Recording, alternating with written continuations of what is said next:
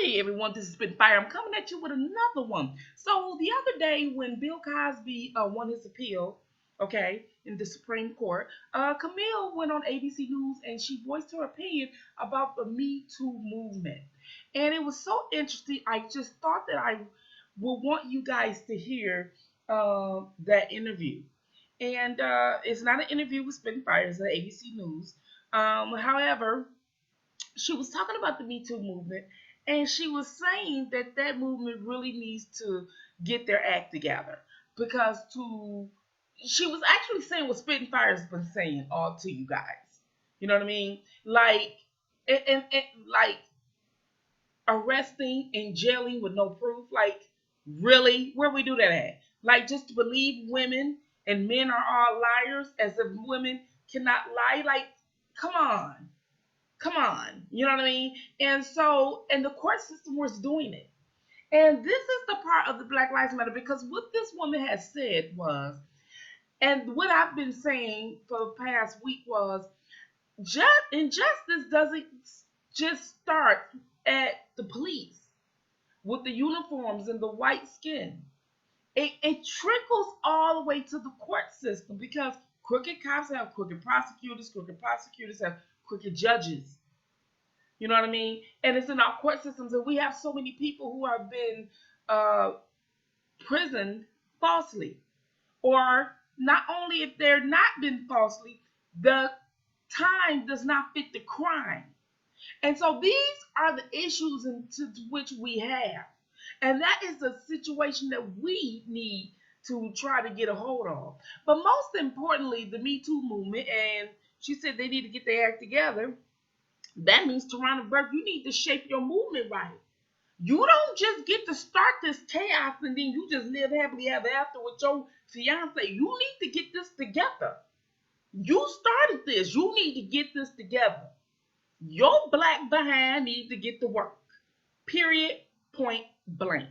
So I just thought that that was interesting and everything. So let me let you guys hear this audio, okay? And then leave a comment below. Let me know what you think about this. Let me know, and let's talk about this. Because many of you have been talking about how can you help and things like this. Share these things. And I'm finally, she's on mainstream media. She said this on ABC News. Flood ABC News. Flood them. Find out how to get a connect and flood them. You know what I mean? Because, and tell them what we know and be precise and chronological. Don't speak as a fan, but speak as a concerned citizen. And that there is how you can help and how you can get the word out here. We only can give you the information that we receive. It's up to you to spread it. You know, we have enough collectively to spread the word around. We have enough of you collectively. If we may have small channels, but put us all together, we can strike a mighty fine blow. Trust and believe. Okay? And so let me let you guys listen to this audio. Make sure you leave a comment below. Make sure you like, share, and subscribe to this video. Okay? Thank you. Let's hit it. A strong movement like this current one, I call them revolutionaries because they are determined to deal with this issue of police brutality. And of course, that spills over to criminal justice reform too, because the bad cops, not all cops are bad, but the bad ones are absolutely horrific and very dangerous, as we know, and they do the dirty work for the prosecutors who are dirty and for the judges who are dirty. So if they're all interconnected, and young people, please vote. That's the only way to get rid of these folks. Shortly after your own son, Ennis, was murdered back in 1997, you wrote a letter to USA Today called America Taught My Son's Killer to Hate Blacks. And you got a bit of pushback for that article at the time, but do you still feel that that's the case today, 23 years later, when you look at the George Floyds or Ahmaud Arbery's of today? Absolutely. I mean, first of all, the media at that time hated the fact that I wrote that article because I did highlight the history of racism in America and that this man who came from the Ukraine learned to be a racist in America because certainly there aren't very many black people in the Ukraine. and then to repeatedly report that this was a highway robbery, which was never true. There wasn't any robbery involved in this. This man saw a black man on the road dealing with a car that had malfunction, and he shot him, period. And then when he was arrested, he wrote on the walls of his cell that this is a... So that was clearly racist. This man is clearly racist. I saw a clip of a black woman who is one of the protesters in this current movement against police brutality. And she was about my age. I'm 76. And she said, I was in the 60s movement and we're still dealing with the same issues. And it is horrific that America still is dealing with the same issues, but it is the foundation of America's history. It dates back to the enslavement of African people, and there have been humongous problems of injustice, of stereotypes to make those who are hateful free to inflict pain on those who they have projected as being subhuman. It is a horrific interconnection of these historical times pertaining to the real history of the United States of America, which is immersed in violence and bigotry and just overall hatefulness. You know, in raising your voice to speak out on behalf of Black Lives Matter, are you concerned at all about the blowback from the Me Too movement and those who have been critical of you and feel that you're on the wrong side of history when it comes to that cause? Yeah, well, first of all, I don't care what they feel. Secondly, I'm going to reference another person who is a friend of our family, and he's dead now, deceased, the writer James Baldwin. And I'm going to just reference one line, which I think will answer your question, and I will expound on that. But ignorance, allied with power, is the most ferocious enemy justice can have. And I'm going to add the word intentional. The Me Too movement and movements like them have intentional ignorance pertaining to the history of particular white women, not all white women, but particular white women who have, from the very beginning, pertaining to the enslavement of African people, accused black males of sexual assault without any proof whatsoever. No proof anywhere on the face of the earth. And by ignoring that history, they have put out a lie in itself, and that is because I'm female, I'm telling the truth. Well, history disproves that as well. And gender has never, ever equated with truth. So they need to clean up their acts. And all of us as women who have not participated in anything nefarious, we know how women can lie. We know how they can do the same things that men do, that some men do, because there are good men and bad men. There are good women and bad women. You have called your husband's accusers a mob of women and say that he was railroaded. What would be the motivation for dozens of women to come forward with similar accusations against your husband, accusing him of sexual assault? And also we have to be mindful that they weren't all white. I mean, there were several black women in those who came forward. Yeah, just joining the group. But I cannot go into that because there are legal ramifications. But I can only say that there was never any proof, just a whole lot of allegations. And I don't know if you'll want to respond, but to the critics who have accused you of victim shaming, what do you say? Because quite often in incidents of sexual assault or harassment, doctors and medical experts will say it's difficult to have proof unless you actually went to the hospital after. I understand that, but still, among so many women who have made claims, they have not ever, none of them presented any proof. And I think that says a lot. I want to lastly go back to, you've compared the treatment of your husband to the murder of Emmett Till, obviously the black teen who was murdered for allegedly whistling at a white woman, and that was later debunked as a false claim by the woman herself. What's the parallel? The parallel is that the same age-old thing about particular white women making accusations against black men that are unproven. Emmett Till's outcome to mutilate his body in the way that it was just really so deeply horrendous. There's a lack of words for that kind of hatefulness. But see, years ago, I interviewed the survivors from the Tulsa, Oklahoma riots in 1921. And that was another case of a white female making a claim, a sexual assault claim against a black male, which we all know, if we know about the Tulsa, Oklahoma riots, and gave license to mobs of white people converging on a very independent, economically independent, educationally independent black community named Greenwood in Tulsa. And hundreds of people were killed. But these unproven allegations, it doesn't even fit in with laws in our country. You've got to prove stuff. My husband was under the scrutiny of several federal entities during the time of Nixon's presidency. He was on that infamous Nixon's list. But for 4 years, he was harassed by the Internal Revenue, by the FBI, and all that. If he had done all those things these women are claiming, certainly it would have come out then. And in this country, it is impossible for any black man, I don't care how much money he has, how popular it is, to get away with raping a white woman.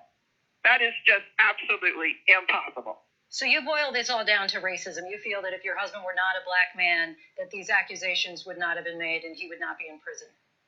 Oh, I don't know that, because some white men have. I mean, there are some who have been sent to prison, but it's not the same situation as the history of particular white women with black men. We've seen them hanging from trees once they make those accusations. We've seen them being incarcerated once those accusations are made, and once again, unproven. Mrs. Cosby, thank you so much for your time tonight. We appreciate it. Well, thank you too. Bye-bye, Ms. Davis. And as you know, the very same thing Mrs. Cosby said is the very same thing Spitfire was saying. You know, unless a woman goes to the doctor afterwards, like the reporter was saying, there will not probably ever be any proof. Okay, that may not be. But that doesn't mean that he's guilty. That doesn't mean that she didn't volunteer either. You see what I'm saying? So you have no way. See, this is where we have to also use common sense. Like, there are surviving mechanisms that we teach our daughters and our sons. Good touches, bad touches, all that. We don't do that in hopes of the people who are grown shouldn't do what they're doing, because we know that people do bad things. Okay? We do that to teach our children, boy or girl, surviving skills. Okay? We do that. We say to young girls or boys, don't do this and don't do that. Particularly, like, I had a talk with my daughter. She just graduated high school. She's going into adulthood. She's going to be doing things that young adults do. Go to parties, do this, do that. And so what I teach her, first of all, I was teaching her, grilling her about underage drinking and things like that. But I was also teaching her that when you drink at a party, it is real important that you watch who's making your drink. Be right there with the bartender or whatever, or you go get your own drink or whatever. Most importantly, if you at a party and there's open drinks like a fountain, you may want to stay away from fountain drinks.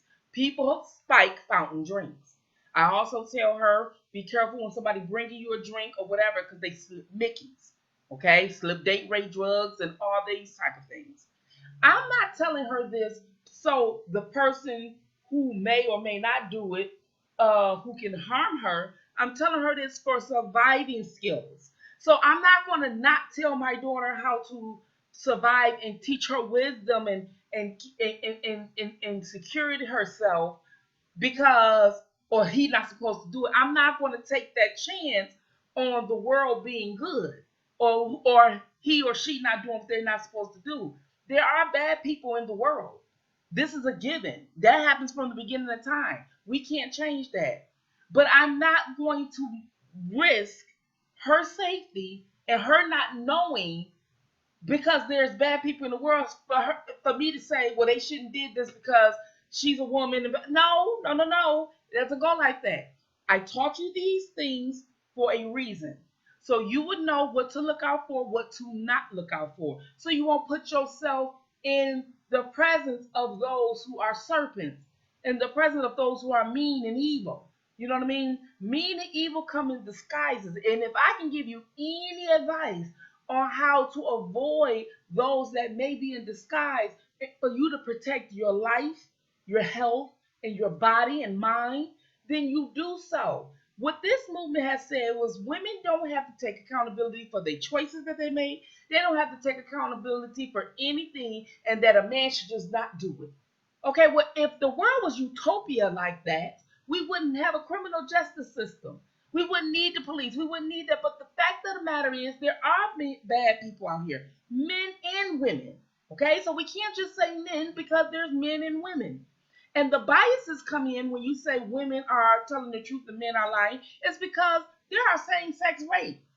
You understand what I'm saying? And they would not get the same play as they would be for those who have a different gender, particularly black. So, what Mrs. Cosby was saying is what I totally agree with, and what I was telling everybody for the past 17 months was the fact that we have to understand that you teach your kids these things so they will be able to won't be naive out here in the world. Not because they shouldn't do it. Like I told my daughter, when you go to house, don't go to house parties. But you damn sure don't go in a room full of drunken men. You're not gonna go in a room full of drunken men with a damn what you call that cheerleader short skirt on and say, oh, nobody should have touched me. Well, we know they shouldn't. But the fact is, bad people out here in the world, and we are not going to use you as an example. So if you will move yourself from that situation and let the drunk men be what they may, whether they are or aren't rapists or aren't killers, you wouldn't know because you wouldn't be a victim because you removed yourself from it. Now somebody snatched you up, held you down, you know what I mean, forced themselves on you, there's going to be evidence. You get what I'm going with this? This is the difference. But when you volunteer something and all this and that, and then, oh, well, I may change my mind. Well, people don't know if you change that mind. There are what we have mixed signals. When you put yourself in the situation, people don't always know what the signal is, and they're thinking that it is consensual. So these are the things that this Me Too movement and this Time's Up have to understand. We cannot just say believe women. Because we, as a black culture, don't have equality in the law. The law is unjust towards a black man. And with the history of women, particularly white, and all these laws were stemming that a black man will rape a white woman, that's not a good for us. And when you have the Me Too movement, lady behind someone, I'm helping young black girls in the neighborhood, but did nothing for young black girls in the neighborhood. It's zilch. These are the things that are problematic. So when you think again, don't be out here naive because you said, well, he's not supposed to. You know what I mean? I don't care what he ain't supposed to do. We're not going to risk you being a guinea pig on thinking that what he's not supposed to do. We're not going to risk him being the good guy, and we're not going to put you in the category to see if he's a good guy. In other words, we're not going to put a big ass piece of meat in the lion's den and to see if the lion's going to eat it. Okay? If you don't want our lion to eat the meat, don't put the meat in there. There wouldn't be no confusion. You understand what I'm saying? So, that being said, I'm glad Miss Cosby went on ABC News and all of that. And I'm glad, and I wish she would have spoke on the victim shaming. I know that when you on these news channels, you can't think of everything. But this victim shaming statement, you victim shame when it's proven that someone's a victim. When you already calling somebody a victim, that's automatically says one's guilty. We have to the accusers are the words we need to use. I would rather for her to say that you're blaming an accuser. But victim shaming, no. We need to isolate and cross that slogan saying out. There is no victim shaming when there is a crime that can be proven. Unfortunately, I believe with these laws made up with, no one should go to prison on something that they can't prove. Period. Okay, again, thanks, Ms. Cosby. Thank you for putting it out there. More of us need to flood them, letting ABC News know that we support Camille Cosby, and many of us been saying the same thing, and that we're tired of the media saying victim shame. And so we need to let both parties, the political parties, know we're tired of the slogan victim shame, and we need to get rid of that. All right, this is your girl Spitfire. I'm out.